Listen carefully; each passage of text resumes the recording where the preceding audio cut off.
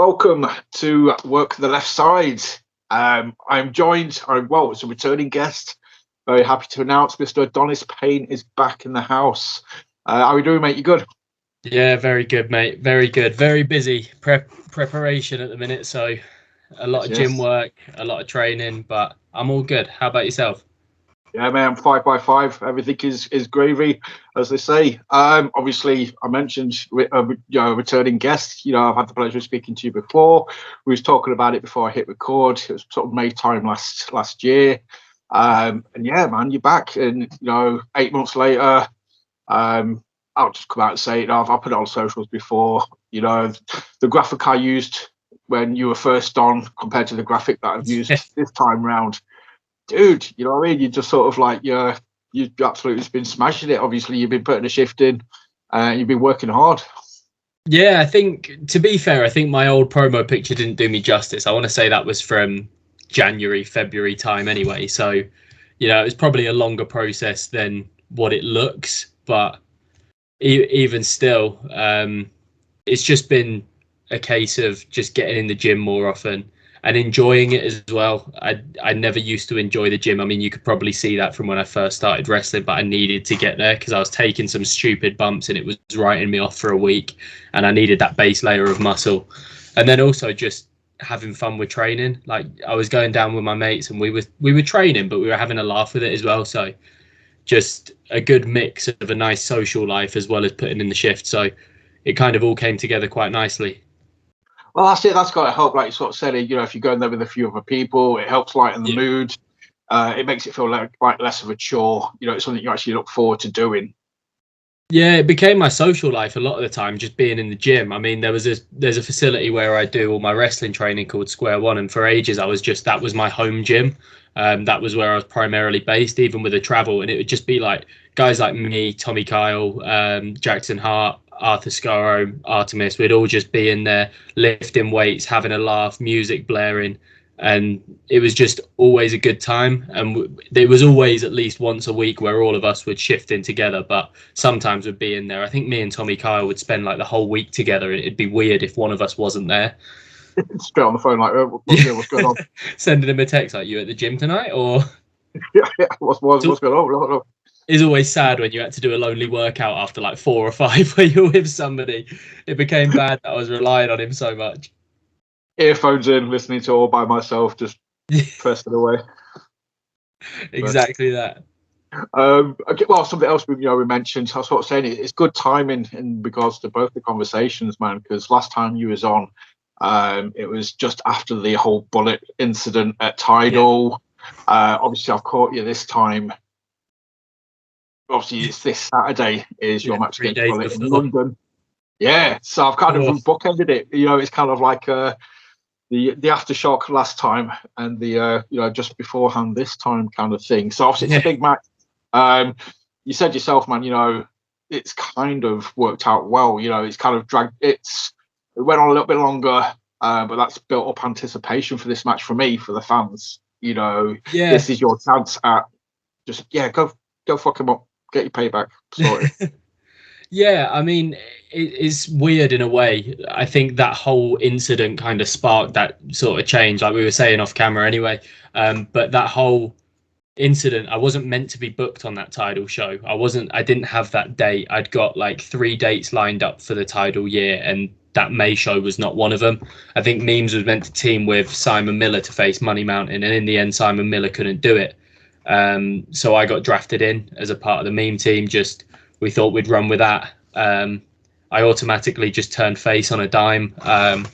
Went out there, worked with Sash and Gallus, did the job, and then it was a case of get out the back. Oh, we need somebody being like just around. Everybody comes out, stops that breakup of a fight between Bullit and Scotty, and I get the pleasure of being destroyed by him, which then sets up the match in September. So to go from not really being on the radar to building up this anticipation for nearly a year, 9 months you're talking now.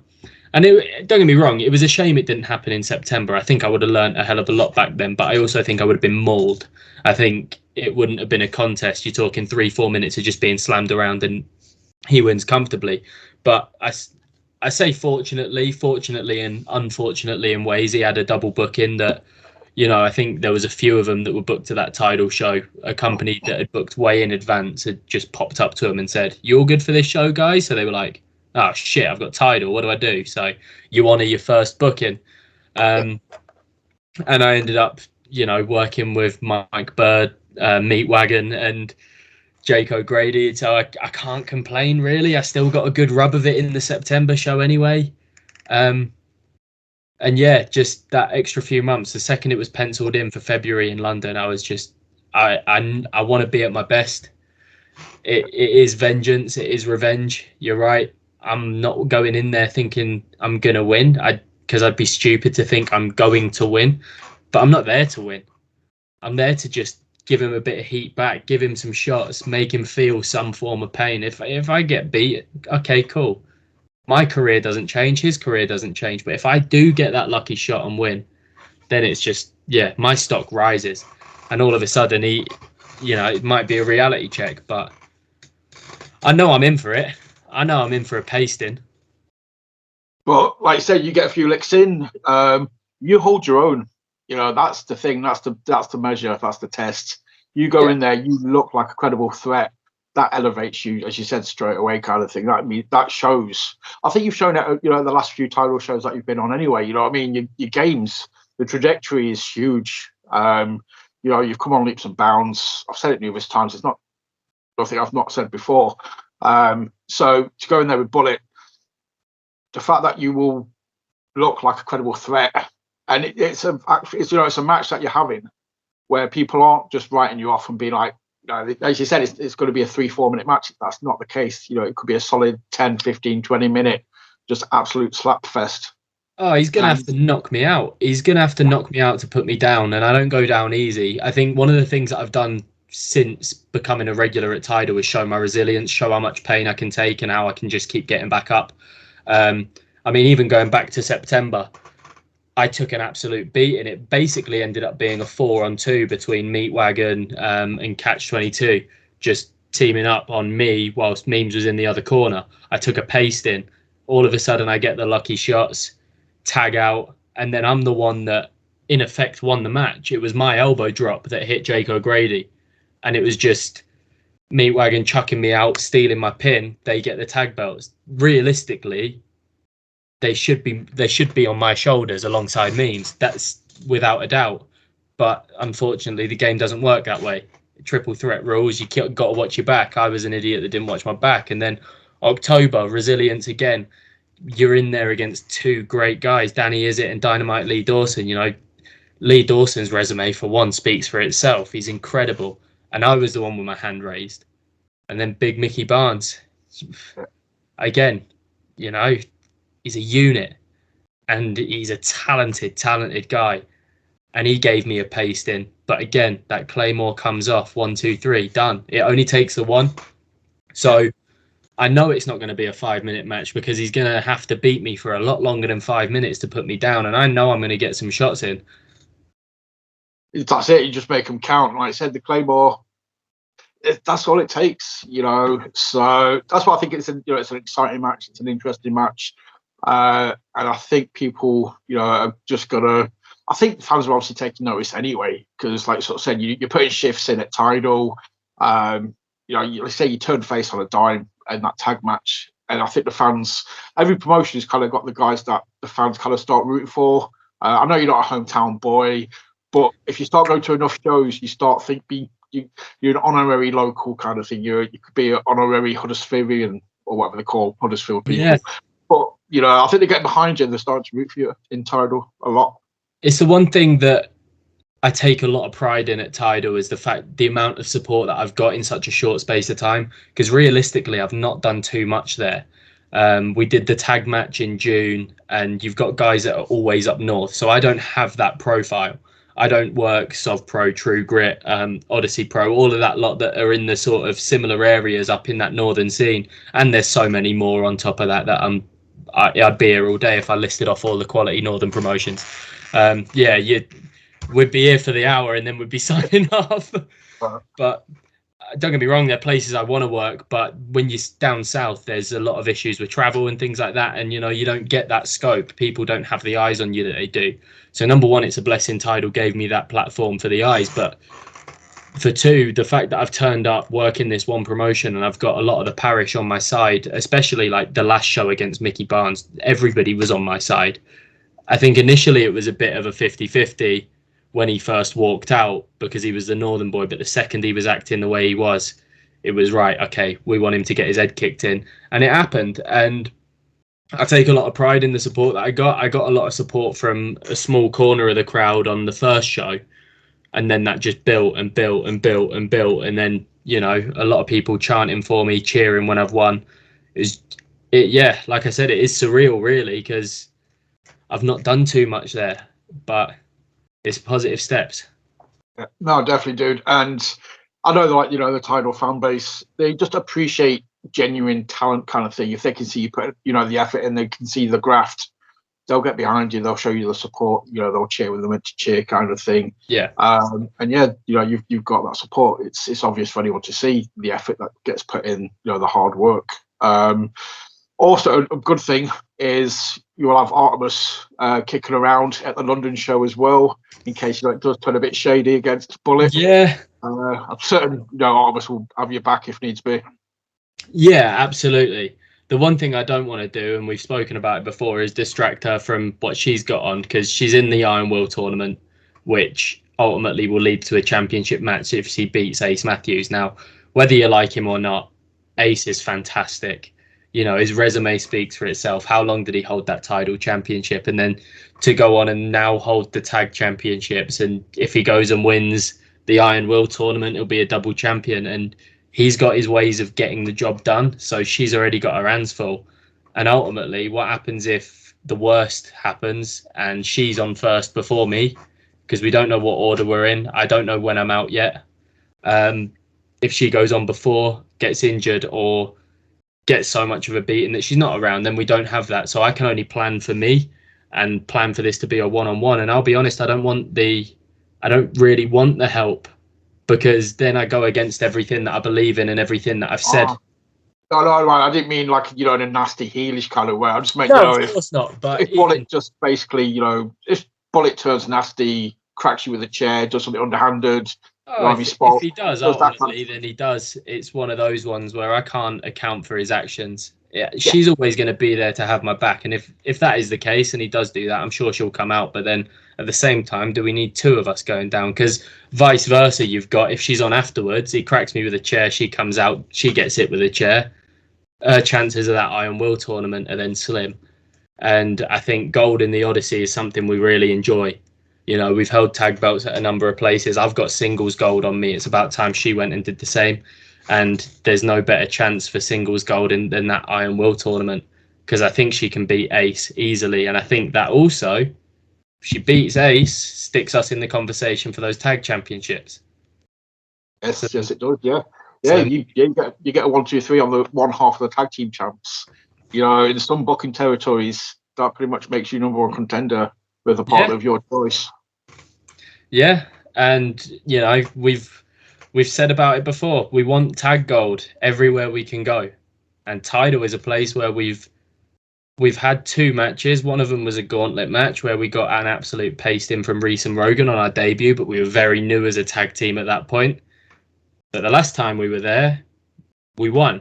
So next time we're there, if we win again, we're floating our name in the conversation. Definitely, that's a good shout. And I know, obviously, speaking about Artemis, speaking about Ace, I know I sort of said to you before, I hit record.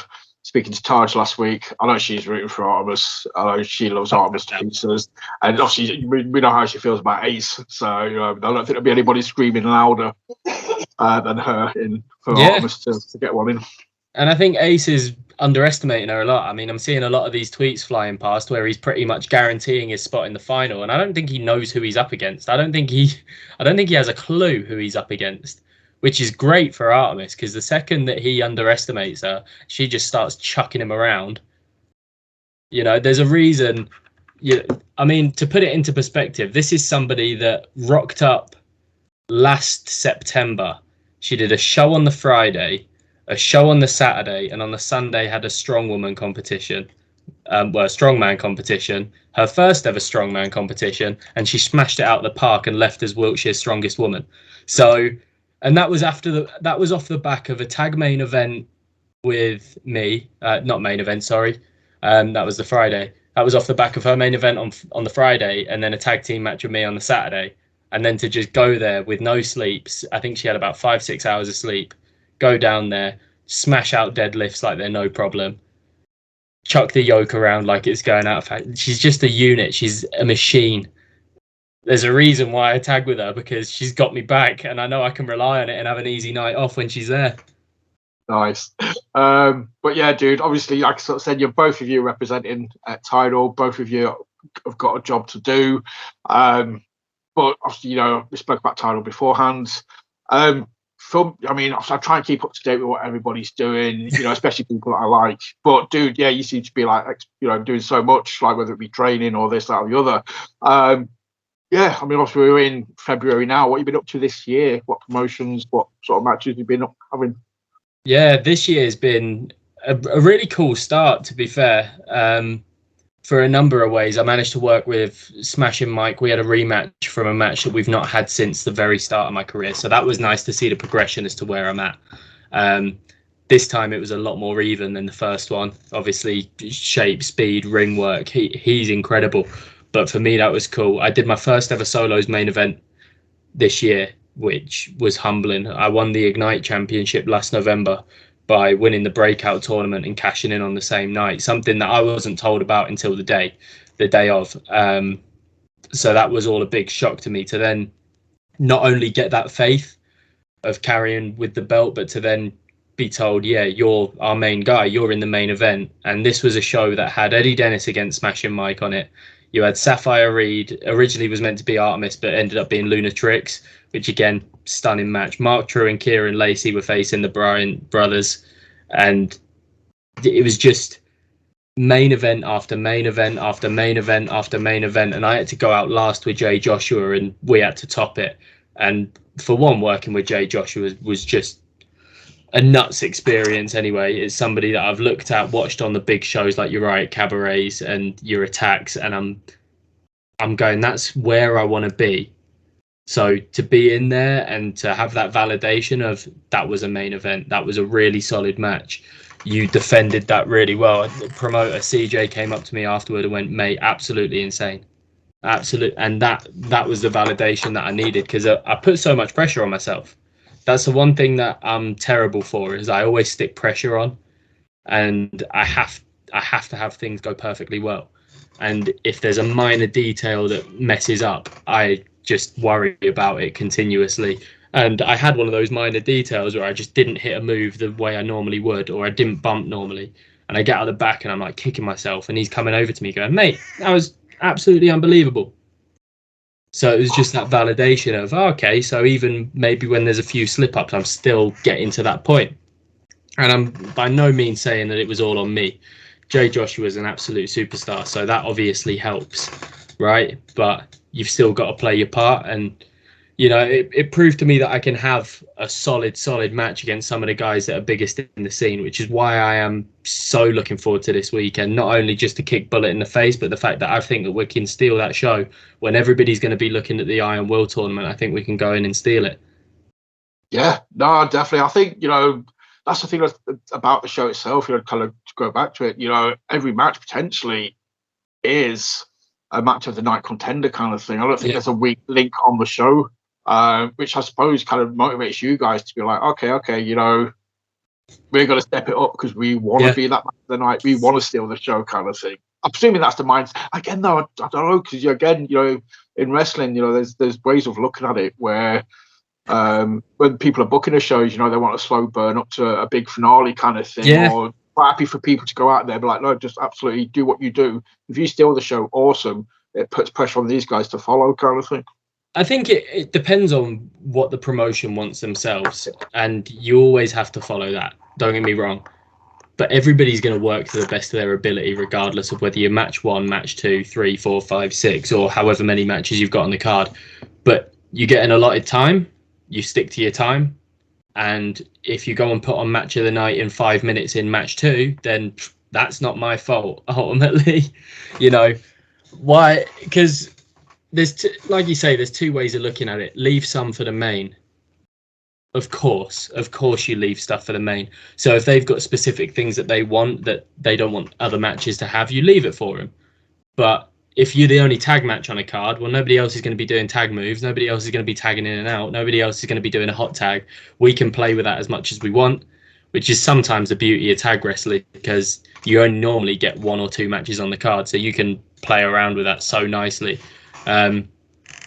Singles matches are a bit different. That last Ignite show that we did was, I remember CJ doing the run sheet, and on every single match he put a brief little run through of what he wanted, and then at the bottom was just like, go and smash it. And it was just like, cool, unbelievable match, unbelievable match, unbelievable match. And then it built up to the point where after 5 matches where everyone's come out the back going, that was incredible. I'm there like, shit, how do I top this? And that's where the panicking sets in and the nerves come in. But obviously, as you said, man, you did it. But that also goes to show as well, man, like, you know, everybody makes mistakes. It's not about making the mistake. It's how you deal with it, how you tidy up afterwards, how you react to the mistake, kind of thing. That's the learning curve. And by the sounds of it, dude, you know, you wasn't happy with 1 bit or 2 bits, but, you know, stepped up and you kept going. And obviously either hit it very well or it just didn't matter in the big picture. Yeah, exactly that. And I think the one thing that I always want out of a match is not necessarily that it goes perfectly well or, you know, we get match of the night. If I can go out the back afterwards and my opponent goes, mate, night off, I'd do that again. I can't wait to work with you again. That's the tick in the box for me, you know. And so far, I think a lot of people that I've spoken to after matches have said, yeah, I would work with you again. And that's always the thing that you want, especially when you're working people of that caliber that's a lot more experience than me. You know, I'm blessed to be in a position where I'm working with guys that have been doing this sort of between 5 to 10 years and know it like the back of their hand, and it's just natural for them. And for me, I'm still just over 2 years in, really trying to push and still make a name. But at the same time, my stock's quite high for where I should be. Realistically, I shouldn't have a main championship this quick. I shouldn't be a 2-time tag team champion. I shouldn't have a lot of the opportunities that I get given. Should I realistically have been put on in a position to have a singles match with Bullit? No, there's probably loads of people that could have had that match and probably do just as well as me. But I think I've always got that drive in me that I still want to go better, and I don't necessarily look at the timing of where I'm at and where I'm like, oh, I'm only 2 years, and I'll always try and push myself to succeed even higher. Not always going to be the case. I'm not always going to have that stock where people look and know the similar names.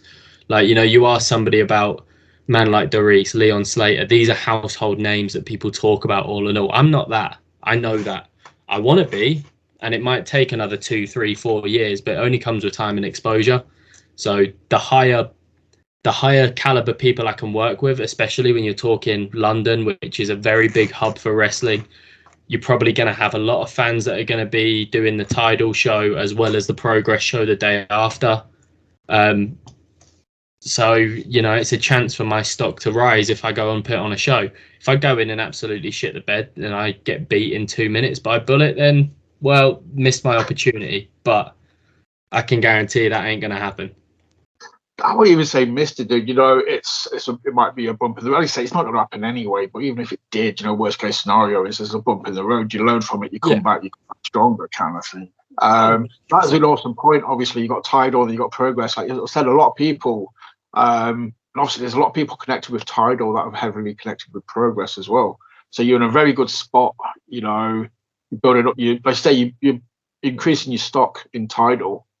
That's going to get you noticed elsewhere, getting more eyes on the brand. Yeah, and it's going to get I was really blessed at that last Tidal show that Lee McAteer was in attendance, and Mike Angus straight away grabbed me by the ear and went, go speak to him. And I was like, I don't know what to say. What do I do? Like, do I just go up and go, hi, and leave? Like, and Mike Angus basically did all the networking for me. He just went, look, this is Adonis. This is somebody that you should want to talk to. Like, how can he get in touch with Progress? What can he do to, like, just come and help out. And in the end, I got invited down to the last Progress show and obviously got wiped out by Irie, which was amazing. And it was a great experience. And, I've gone down there and I'm talking, but what was incredible to me is like, I'm seeing a lot of people out the back, like Spike Trevay, Bullit for one, Tate Mayfair's, Nina Samuels. And these are people that I've been in locker rooms with and that I've just sat talking to as a colleague in a few ways. And don't get me wrong, I'm by no means anywhere near on their level, and I'm not professing to be, but these are people that I've shared locker rooms with and just spoke to about ordinary life before. And I was like, it was just incredible how many people I actually knew that were in that locker room, more so than that I didn't know. And like, there was a few of them that I've actually worked with before, like Tate Mayfair's, Bullit, Gene Money. I've done bits with those guys already, and they're just chilling out the back. And we're just chatting about like previous times. And after I got wiped out by Irie, I'm just stood watching the monitor for the rest of the show with them, because I wasn't stood at ringside going back to ring crew after that. Sat in a chair nursing my back. I'm out. That's it. I'm staying here. I'm watching. That's what I mean, dude. That's what I'm saying. Yeah, with God, that's the. I don't think people obviously people appreciate Tidal, people know Tidal, but unless you kind of know the people involved in it, you kind of don't know that Progress connection. So yeah, just being on a Tidal show gives you, like I said, Mike Angus is, if he's fighting your corner, dude, that helps so much. The dude is just charisma. He can talk the talk. He will just, if he likes you, he'll big you up till the day end kind of thing. It really surprised me, the support I got from him, like over the last sort of couple of shows that I've been there. Like when I've just been chatting to him and he's saying to me, oh yeah, I think a lot of you, I'll help you out here. I'll help you out here. Like this is, and he's seen so much wrestling and he's given me so much feedback and advice. And even just as far as just chatting to and just having a casual conversation with outside of wrestling, he's just such a great guy. And I'm like, this is somebody that's works with a lot of the big dogs around the UK. So, it's quite a nice rub to have that respect from somebody that watches some of the best wrestlers in the UK. And yeah, so for him to say I'm doing something right is like that validation of the work's not going to waste.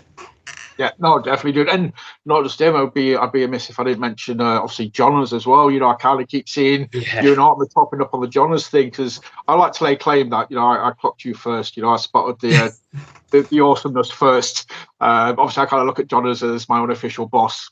He's he's the guy who got me into this. So I was like, I knew how cool you was, and then you started popping up over there, and I was like, I beat him.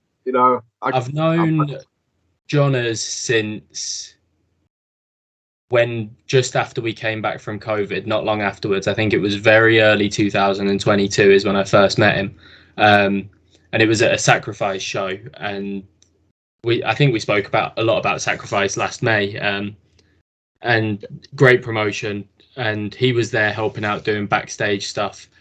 And I chatted to him then, and since then he's just kept tabs on me, not massively where he's watched every single one of my matches, but he does a lot of work with United, where I'm very much a regular at in Oxford, and he's constantly there, and we'll always have a good old catch up. And I respect him so much. And again, he's another person that watches so much wrestling, and for him to include me in not just one of his tag teams of the year last year, but one of his wrestlers of the year. And I'm sat on a graphic with Connor Mills, Jay Joshua, and the rest of them, and I'm just there like, what is going on? What is going on? I messaged him and I was like, are you 100% sure? Like, what? And again, he was just like mainly just hard work and enjoyment from matches. And it's such a nice rub, and it's so humbling from him. And yeah, he's seen the growth and development from the beginning. He's just such a top bloke, just so nice. He's just so supportive of British wrestling. There's just nothing more he wants in the world is for it to succeed, and you can tell that. And just when you watch him at shows again, it's another one that's just great, because he's just there over the balcony at United, taking in every single match, and just a top guy. Yeah, no, well, I'm not going to disagree with you. I won't be here doing this if it wasn't for him. So that's by default. Yeah, gets all the love in the world. But yeah, obviously talking Mad Dog, talking Tidal. Obviously, Ignite is an absolute banging promotion as well. They should be. I think they should get more eyes on them. I think they're one of those. Again, I think there's so many promotions in the UK that are just under people's radar sometimes, or they could just do with a few more eyes on, and they'll just explode. They'll be talked about all over the place, kind of thing. And I think Ignite's one of those promotions. Definitely, they're just this close to just being more known on a much wider radius. Yeah, Ignite is one of those ones at the minute where we're selling out every show since last July, and now we only run 5. I say we, but they only run 5 a year, so it's not too many. But he likes to spread them out, and he's now at a point of like, do you reckon we could do more? Because he didn't want to overshoot and go, cool, we're going to do once a month and then get, say, 100 in the door, 75 in the door. Because times are tough for a lot of people financially. Some things just, it's not viable to go to a show every month. And if you're a fan of one product, some people might be able to do it once every few. So that was his initial setup idea, was just doing 5 shows a year, running it in seasons. And from July, we've done 4 shows now, which have all sold out. And then he's had to add extra tickets, and it's sort of sardining in this venue. So I don't know if CJ's going to have to look at expanding or what he's going to do, but the shows are just stacked with talent. I mean, I know the Hitting the Turnbuckle guys who sponsor me have got involved with Ignite, and that's how they sort of discovered me through there. And they put in a bit of money for Buckle Up last year, and they're redoing Buckle Up this year, and it's like a collaboration show.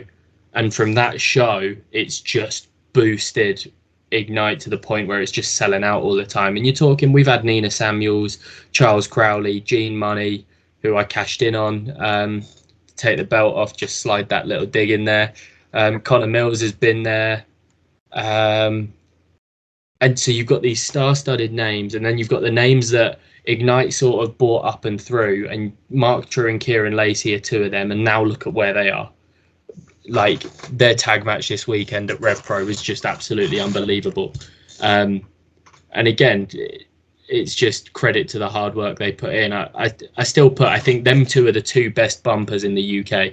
I've never watched a match of theirs where I've not just been losing my mind over a basic clothesline bump. And it's just insane. And then you've got Smashing Mike, who came through, both of the Bryants, who again now work in Riot Cabaret shows. Just everyone's popping off. And then you got the newer breed, sort of like me, Harrison Leon, that have popped up last year, that is trying to slant our name in. I mean, mine apparently just went straight from the bottom of the barrel to the top. Again, don't know how. CJ saw something in me and gave me a shot. And it's that fine mix, and it's just bringing together such a good show each time, which, yeah, credit to CJ and Ignite for setting it up. He knows wrestling, he gets it, he knows how to run a show and keep the fans happy and keep them coming back. That's it. And yeah, there's no, just in case anybody goes at me in the comments or anybody takes it the wrong way, Ignite, big, what I meant by getting eyes on the prize is outside, Yeah. Within like other territory, within like other counties, kind of thing, like people getting eyes on the YouTube people, and yeah. That's it. Yeah. I know they can sell. I know they sell out shows. I know they're the boss in the area, kind of thing. Without a doubt, that's one of the things that you want, right? You want there to almost be a fight for tickets, not just have your regulars come and sell it out. You want people to log on as soon as they're released and try and purchase them, because that's what it's about. Because then all of a sudden you're like, cool, we can step it up a level and we can get a venue with 300 seats, 400 seats, 500 seats. And that's how you end up on the same level as a Progress and a Riot Cabaret and a TNT. Because without that progression, you don't get there. No one just sets up a company and sells out 600 straight away. I mean, I know Riot Cabaret had the Clapham Grand initially, and their first few shows weren't what they are now, where it's like 600, 700 people stacked up in 3 tiers. They had the lower tier on the first one that I went and helped out on. And now you just look and you're like, what the fuck? There's people shouting from the rooftops, and it's just mental. And it grows that way, and people, it's word of mouth, isn't it? So if you get people that turn up and go, right, I'm booking tickets and I'm going back there, and then talk about it and go, this match was incredible, watch it, it's on YouTube. People then watch things and then go, I've got to go live. So no, 100%. I get what you mean straight away. That's it. Cool. I just didn't want any misunderstanding. I didn't want to pee anybody off, kind of thing. No, I'll yeah, fight your corner anyway if they do. Yes, dude. Thank you very much. But you're right. I mean, obviously, I'm closely associated with like True Grit. I love the left bank where they have the left bank church. But at some point, part of me is hoping like they need to find somewhere else. They need to get bigger and bigger. Otherwise, it's just like you say, if you stop progressing, you stop moving. Although the cliche is if you're not going forward, you're going backwards. That's a load of bollocks because you can pretty much stay still. Yeah, of course not. You're still not moving forward. So yeah, that's what any promotion should be looking at.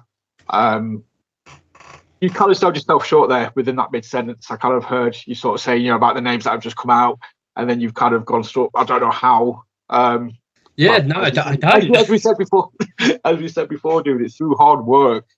It's just people notice that stuff. I think with Ignite, it was more so surprising because I made my debut in the September show in the breakout semi-final, and by the end of the November show, I'd walked out with a top prize. So you're talking 2 shows I'd been at, and I'd got 2 matches and a cash in and walked out with a big belt. And I'm like, I've only appeared on 3 Ignite shows out of the, I want to say 11, 12 they've ran. So... when you talk about there's some people that have been on every single one, like I've just leapfrogged them, and that comes down to a number of different reasons, and plans change all the time, and you've always got to be ready for your moment. And I was ready, and CJ felt I was ready, and he gave me the opportunity to go out there, smash Gene Money in the face with a trophy, and cash in and take the belt that he'd just won. And that started the storyline arc of this year, and that's given me an opportunity to work with guys like Jay Joshua. I'll hopefully work him again, should I say. And then obviously you've got Tommy Kyle at the next show, who I know so well, and I guarantee will have a very good main event. And then whatever they've got for me for the rest of the year, whether I retain or lose that belt, because I don't think it's just going to be championship run and done with Ignite. That's the beauty of it. There's so many different avenues, and CJ's so good at, like, I look at Corey McRae, who was the first champion and had it for 18 odd months or so, which is a reign that I've got to try and now match and eclipse and all. He's incredible. I mean, I know you're a massive fan of Corey, as you should be, as should everybody.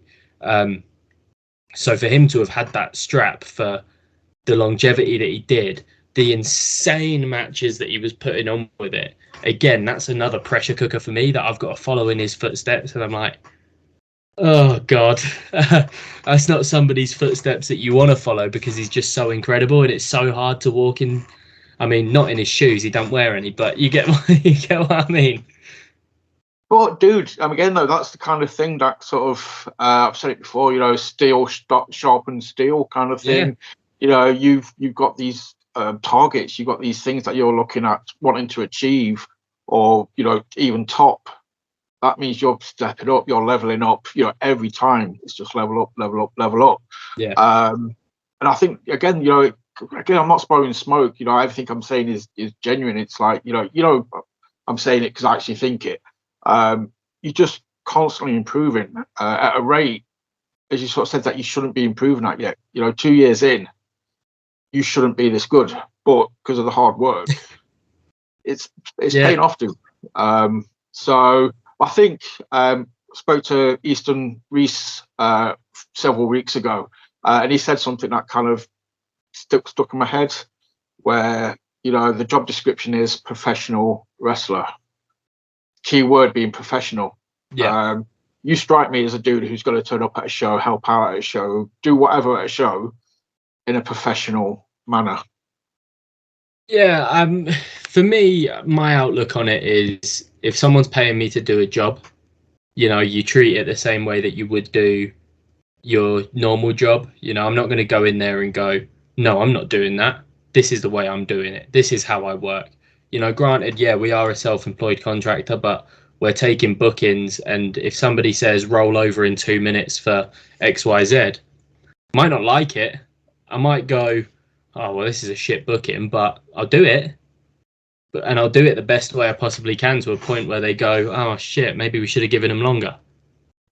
I'm not somebody that will go, oh well, instead of doing 2 minutes, we'll do 5, and we'll be cheeky with it. Like it is what it is. Ultimately, there's one person that makes the decisions, and that's the promoter.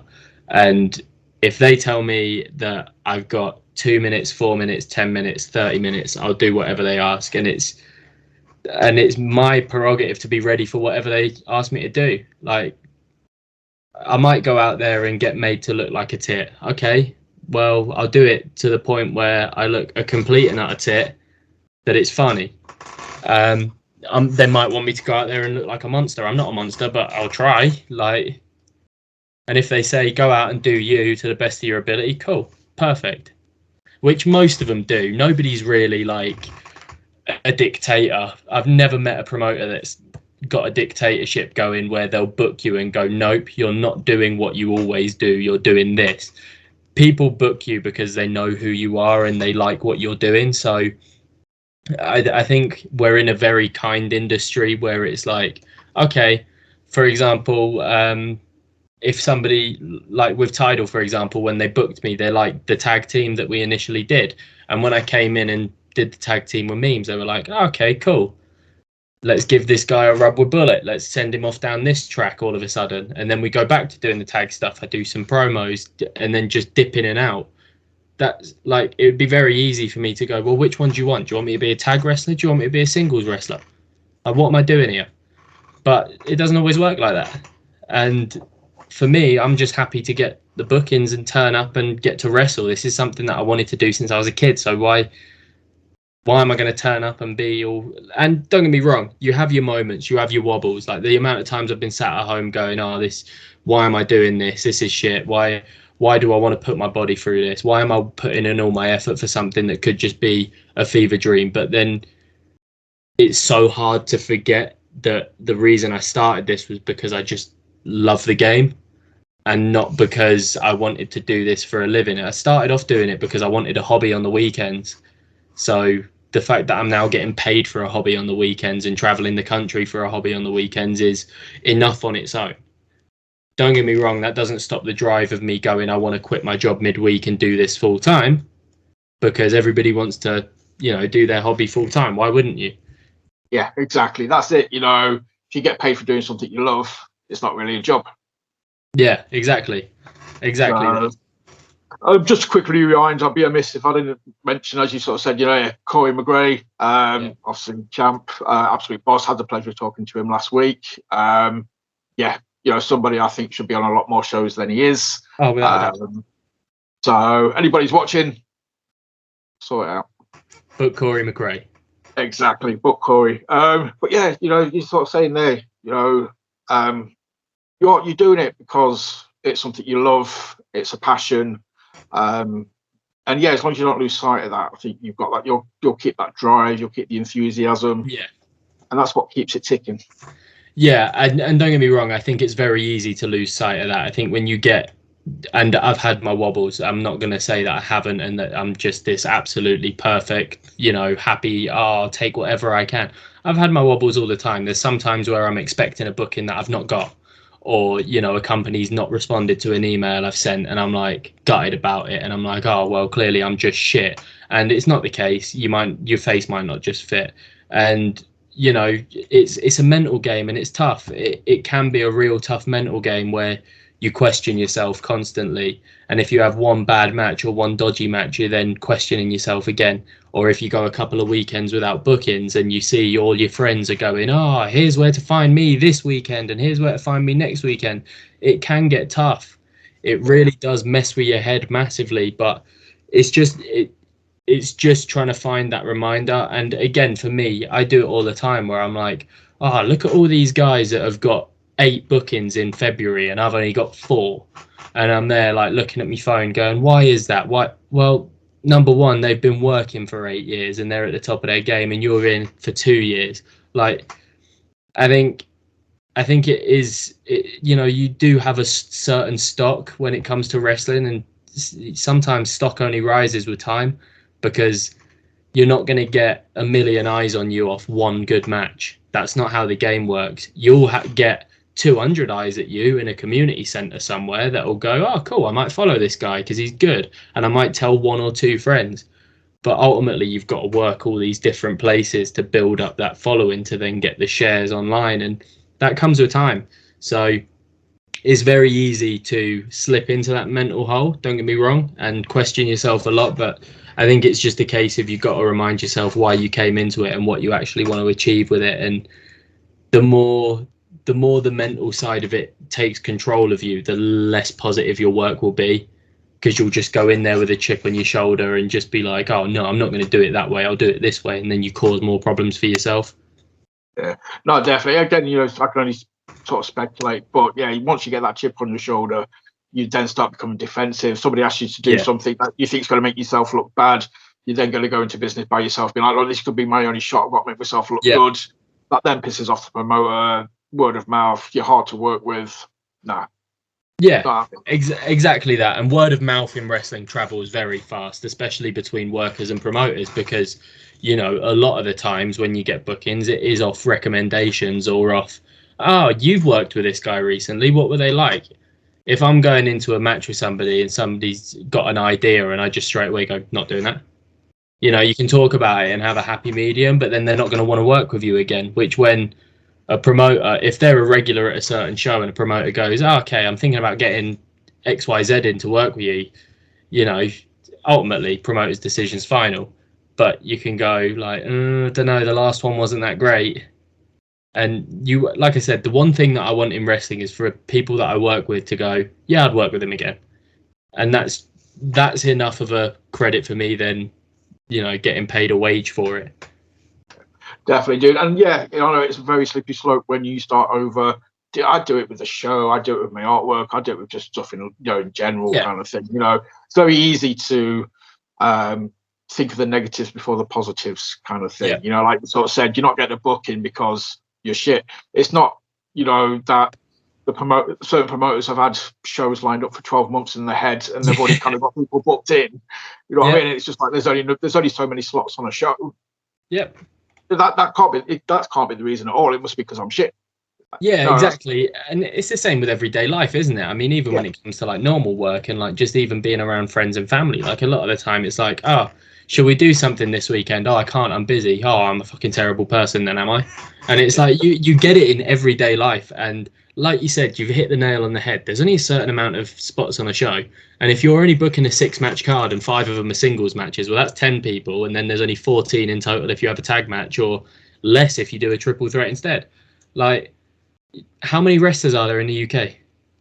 Thousands upon thousands. So if one person's running one show, or like Ignite, for example, that only run 5 shows a year, you're talking 14 spots on a show, only 5 available times. So exactly, that's it. You can only do so many rumbles. They don't want to put rumbles on every show. It'd be awesome if they did. That's 30 bookings per show extra. It's expensive, and God bless whoever's promoting those shows, but like, oh shit, I didn't even think about the cost wise. I was just like, oh yeah, we'll just rank some one, but that's why I can't be a promoter. I was just like, we'll have 6 rumbles, bosh, sorted. 6 battle royals, all for different belts. Just hope it works. Yeah. Sorry, that's it. We'll just call it, we'll just like a 10-minute scramble match with 20 people involved. Whoever's got the belt by the end of it, jobs are good. Times by 6. That wouldn't be a bad shout though, doing a belt that is specifically designed just for battle royals and rumbles and can only be defended in those.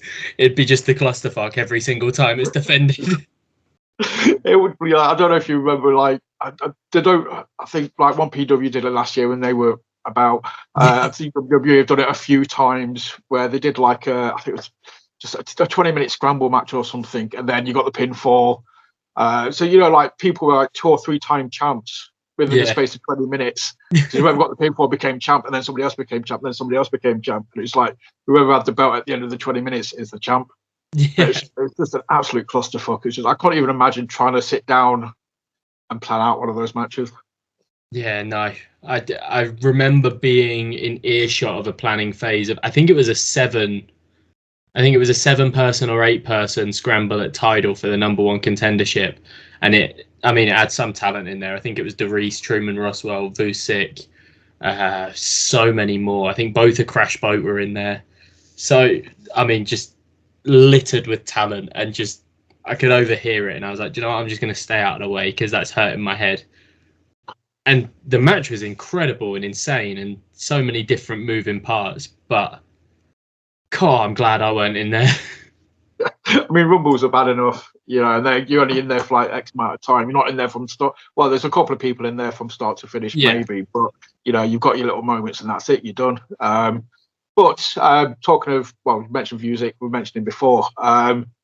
Him and you both came up in my conversation with Taj last week, and we both sort of said it's going to be cool. We both reckon in 3, 4, 5 years at a push time, we're going to look back at that interview, look at where you two guys are in that time, and we're just going to see photos where you're just like belt collectors. I had one of them back end of last year until Scotty and Kira Kamara decided to jib one of me tag belts off us, but yeah, I mean, Vusic's one of them. He's just a superstar already. I mean, without a doubt.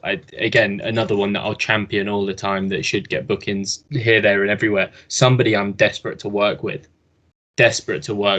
Mainly just, I mean, how talented he is. His 2 matches with Gradwell have just been ridiculous and like absolutely insane. I watched this. I said to Tad, in 12 months, 24 months at a push, I want Adonis versus Vusic for the Tidal Championship. That's my match. So there you go, dude. I planted the seeds already for you. But yeah, sorry, dude, you go on. As long as I'm the winner, I'll go for it. No, I'm joking. He's just incredible. I made certain to watch that second one, just peek through the curtain and actually watch it, because the first one was so good. And I mean, number one, Sam Gradwell's insane. Just insane wrestler, insane person as well. So lovely and helpful. And I don't really know him that well at all. I've only been around him in Tidal dressing rooms, but he's just such a nice person.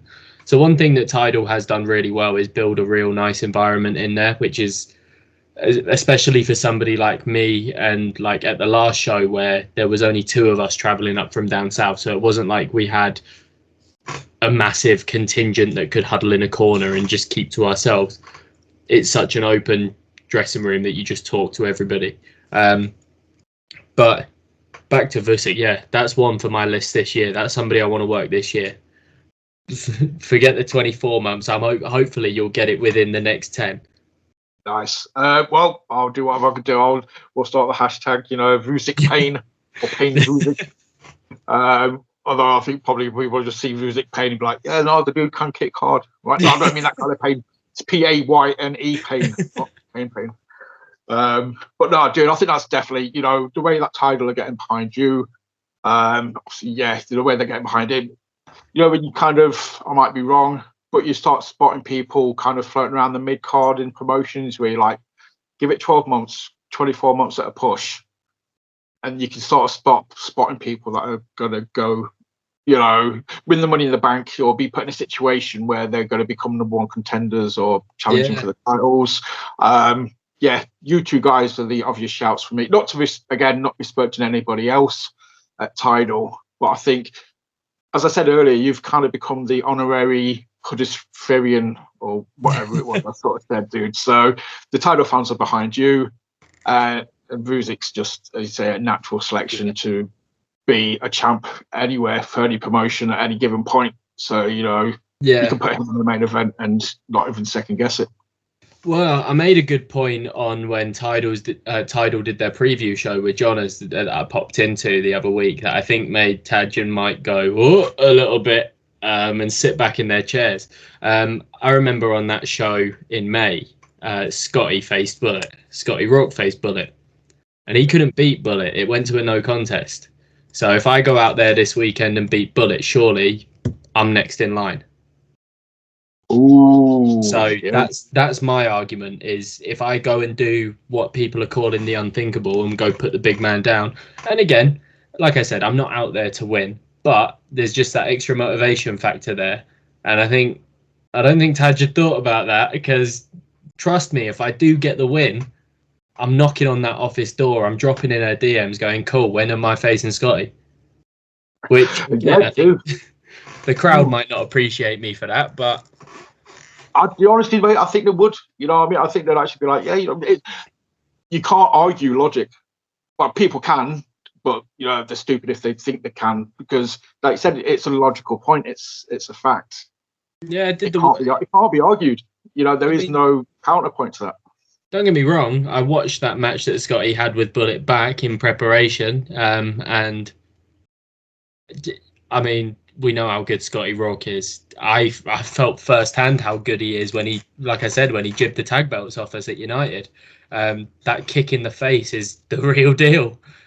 Just spark out, especially when I'm being slammed in a Kira Kamara spine buster direct after it. It's a stunning finisher. I'm just gutted it was used on me for the first time.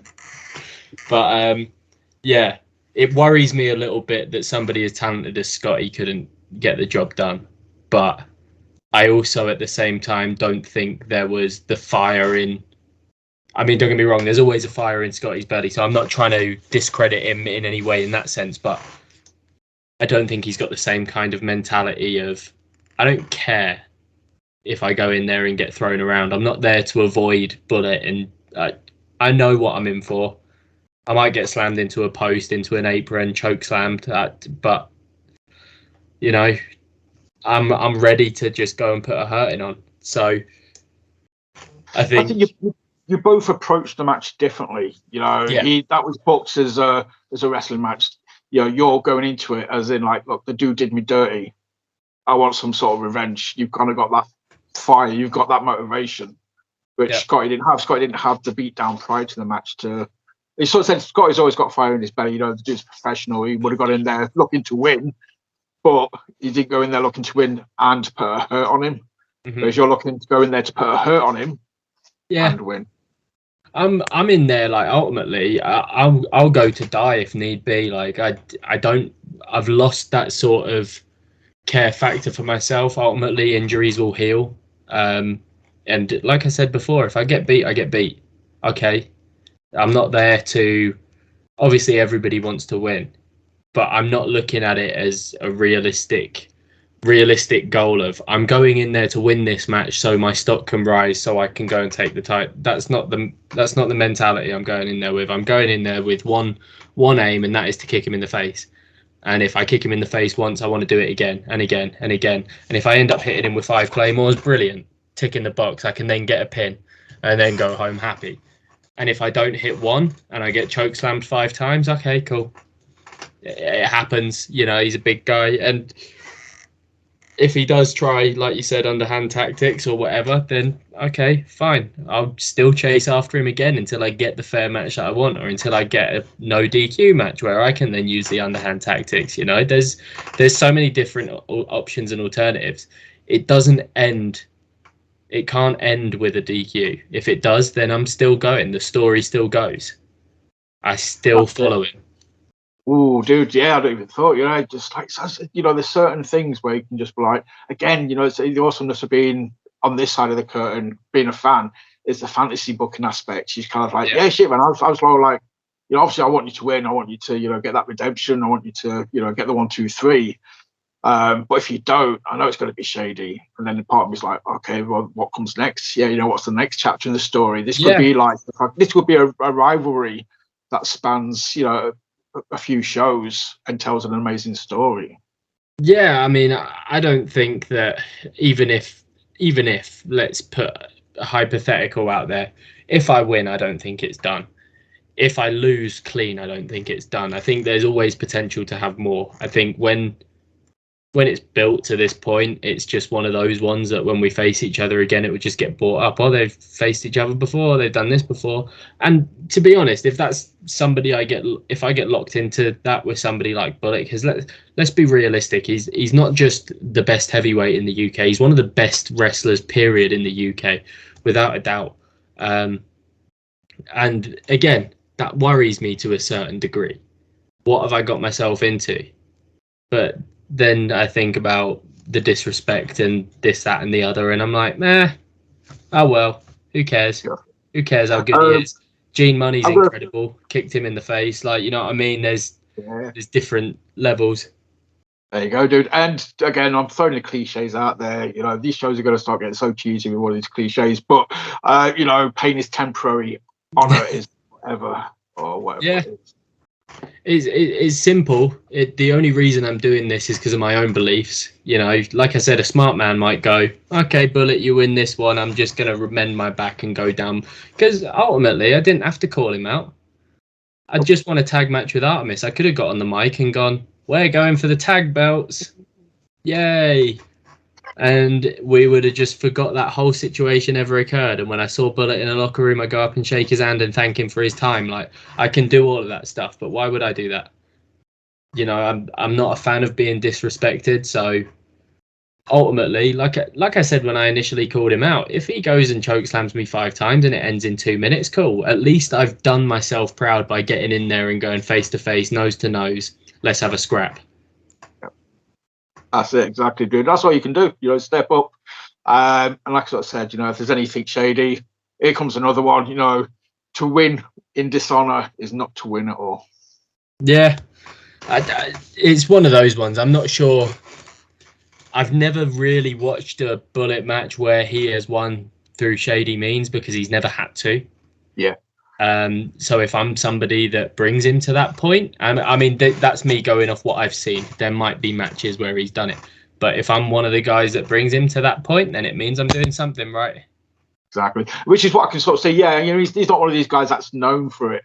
I'm not saying it's going to happen because he's got, you know, record, but I just think you're going to go with so much drive. It's going to get to a point where it's a last resort kind of thing. You know, as you say, you're not going to stop. You're not going to lay down.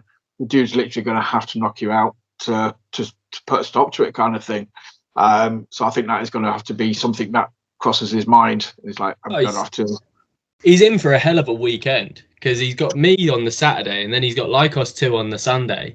And he's pissed off Lycos 2 a hell of a lot by slamming him around with a lot of disrespect. So he's got two flippy guys with some hard kicks that are desperate to kick him in the face. So he's got a target on his back, and I'm not sure he's had that before.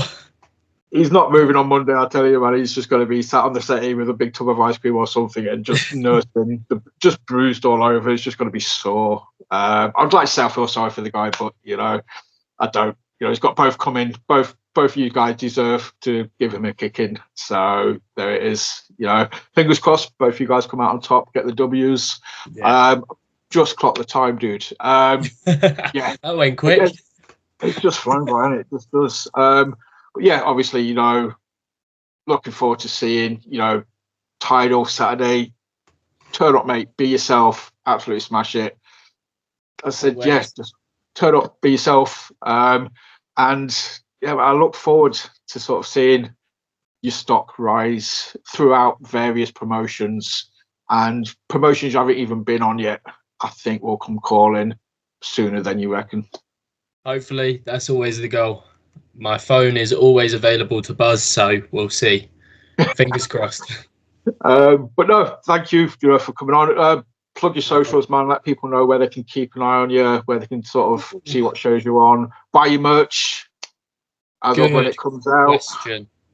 Good question. I have a big cartel, which will be in my bio, which is the best place because I don't know what it is. I think it's Adonis Payne at bigcartel.com. I can't remember, but on my Twitter and Facebooks and everything, you'll find me if you type in Adonis Payne. That's the easiest way. I think it's at Adonis Payne PW on Twitter and at Adonis_PW on Instagram. If I'm correct, it could be vice versa, but without checking, I don't want to sit and scroll my phone.